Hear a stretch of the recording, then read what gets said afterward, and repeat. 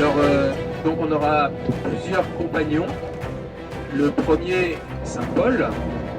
On parlera aussi de Saint Jean, l'évangéliste, et on ira là où il a vécu avec la Vierge Marie à Éphèse.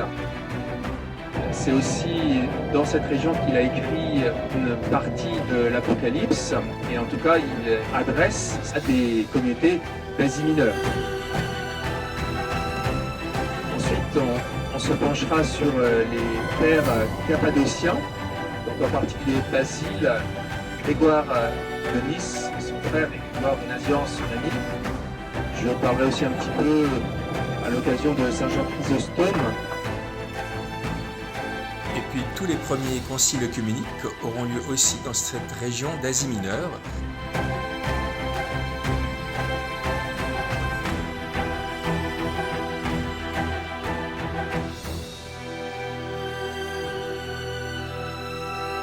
La Turquie est une sorte de seconde terre sainte, non seulement géographiquement, mais aussi spirituellement.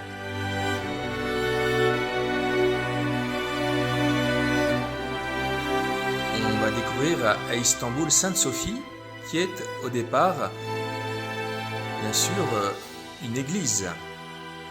Et vous savez que notre propre église du Saint-Esprit a été faite sur le modèle de Sainte Sophie.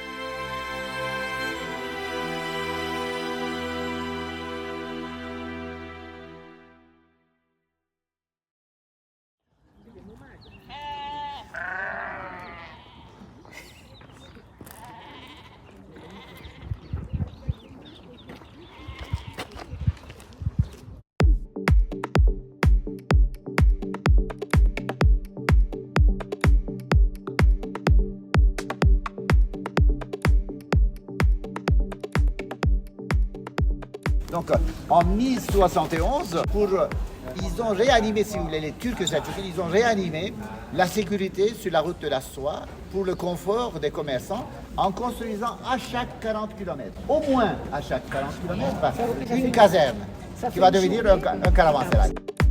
Un caravansérail veut dire c'est un hôtel gratuit pour des caravanes.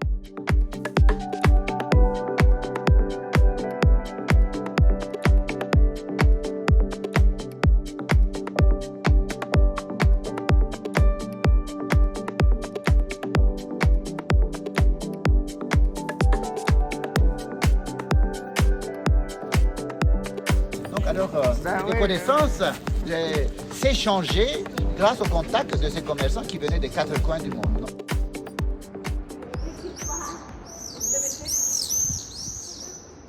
Les intelligents, ils disaient, donc puisque je viens de Pakistan et je vais à Constantinople, donc au lieu de faire encore 700 km, l'année prochaine, on se donne rendez-vous à Sultanahmet, même période, d'accord? Tu es d'accord, Ilabi? D'accord. On se donnait rendez-vous pour la livraison de l'année prochaine. Donc, c'est devenu des vrais marchés.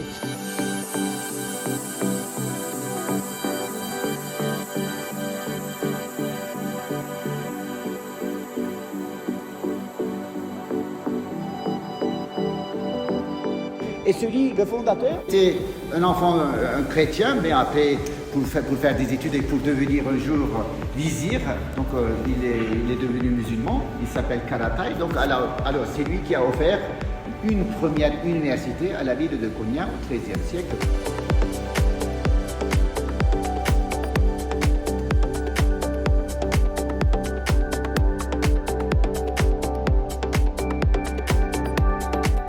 Et l'école coranique porte son nom, Medrese de Karatay.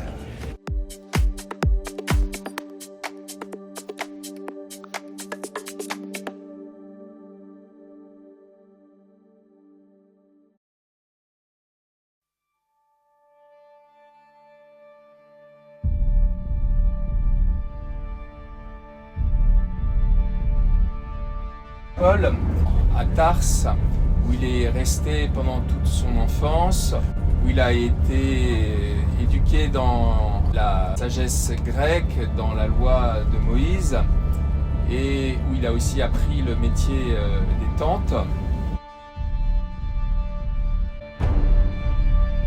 Ensuite, il part à Jérusalem pour étudier auprès de Gamaliel, où où il apprend à mieux connaître la loi selon l'interprétation de Gamaliel. Saul était un jeune homme fervent, amoureux de la loi, et il n'avait qu'un seul désir, c'était de la faire respecter par tous. Il arrive à Jérusalem vers 34-35, après la mort de Jésus. Il n'a donc pas connu directement. Par contre, il entend parler, il rencontre des disciples de Jésus et il va chercher à les éliminer. Beaucoup se posent la question, est-ce qu'il a du sang sur les mains? Même si, lorsqu'il y a la lapidation d'Étienne, il y participe. C'est dans ce contexte de fureur contre les disciples de Jésus que va avoir lieu le grand événement de sa vie, quand il part à Damas.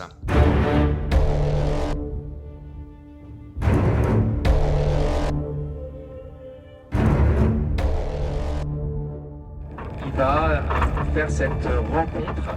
Il ne l'avait pas vu à Jérusalem puisqu'il était mort, Jésus. Par contre, il va le voir ressuscité sur le chemin de Damas. Et ça, c'est un point très important. Il a quand même rencontré le ressuscité, et en ce sens-là, on peut dire qu'il est apôtre. Et Luc, par contre, qui écrit beaucoup sur Paul, n'utilise jamais le mot d'apôtre pour parler de lui. Tout son but, ça va être de proclamer le ressuscité. Je vous rappelle que Paul est le premier à écrire dans le Nouveau Testament. On est dans les années 50 à peu près, bien avant les évangiles.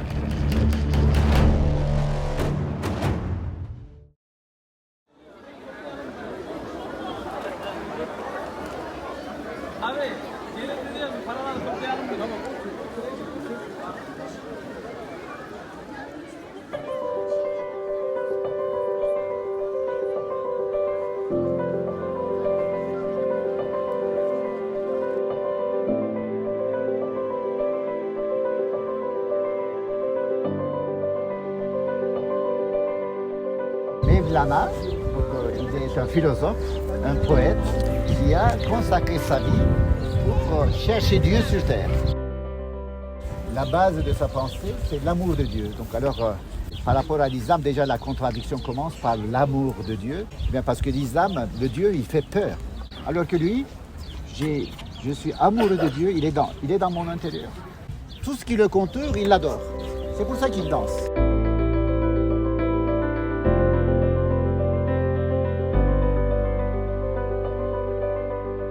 Il pense que tout ce qui nous donne la vie tourne sans arrêt. Qu'est-ce qui nous donne la vie? Le sang.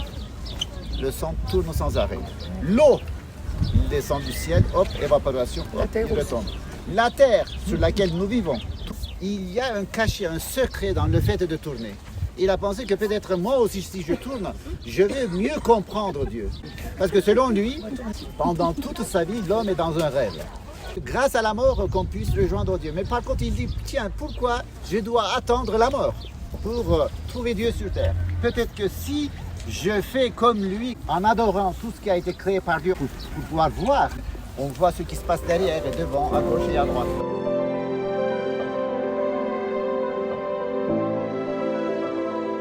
La main regardant au ciel, la main droite, la main gauche tournée à la terre, comme ça. Le cœur reste au centre de gravité, autour du pied gauche.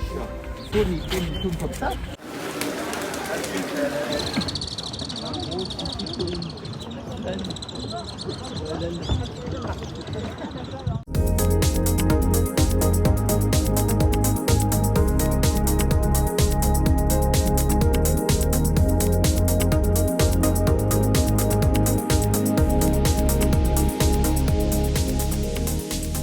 Ça s'appelle Aladdin. Aladdin, parce que Aladdin, c'est le nom du sultan qui a conquis Konya et qui a détruit l'église, converti l'église, si j'ose dire, à une mosquée.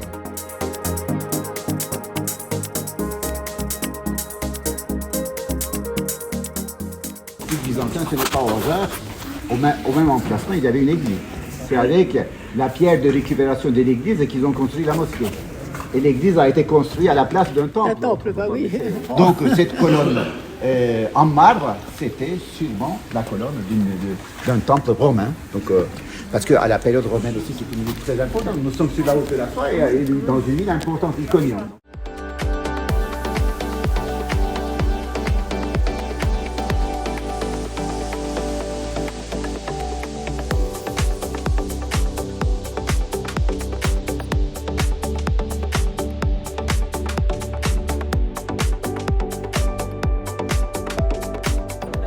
I came here 40 years ago.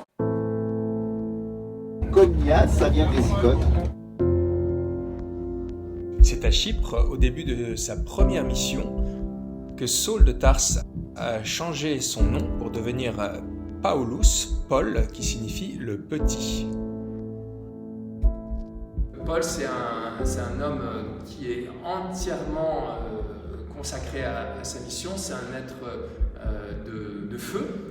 Et donc, on le voit d'une façon assez particulière dès le début, dès cet événement d'Iconium. Donc ça, c'est la première mission. Il a reçu une mission d'aller à Antioche pour aider Barnabé dans l'évangélisation. Et à eux deux, ils font un travail de fond dans cette ville d'Antioche où on a reçu pour la première fois, peut-être vous le savez, le nom de chrétien, justement. Il retourne à Antioche et là, il y a une autre liturgie qui n'est plus celle de l'envoi, mais celle de l'action de grâce, où on remercie le Seigneur pour tout ce qu'il a fait durant cette première mission qui dure à peu près 1 an et demi, 2 ans, et pendant laquelle donc les semences, les semina verbi ont été largement répandues bien au-delà de Jérusalem et d'Antioche. C'est seulement ensuite, dans la deuxième mission, que là, il va s'aventurer beaucoup plus loin.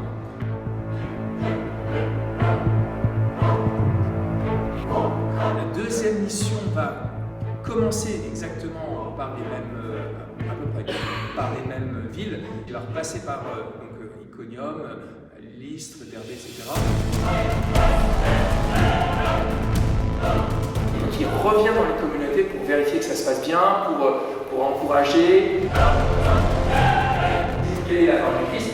Allez porter l'évangile à toutes les nations, en commençant par Jérusalem jusqu'aux extrémités de la terre. Non seulement il revient physiquement, mais il va écrire. On a quelques lettres de lui, mais on sait qu'il en a écrit beaucoup d'autres. Les actes, c'est exactement ça. C'est le plan des actes. On commence par Jérusalem, ensuite on va de plus en plus loin jusqu'à Rome, qui représente les extrémités de la terre. Paul, c'est quelqu'un, il ne faut pas le voir comme une espèce d'électron libre qui va un peu là où il veut. Non, en fait, c'est vraiment un bâtisseur non pas d'empire comme Alexandre, ou alors d'un autre empire, et celui du Christ. Et donc, lui, il travaille la terre, il travaille les cœurs.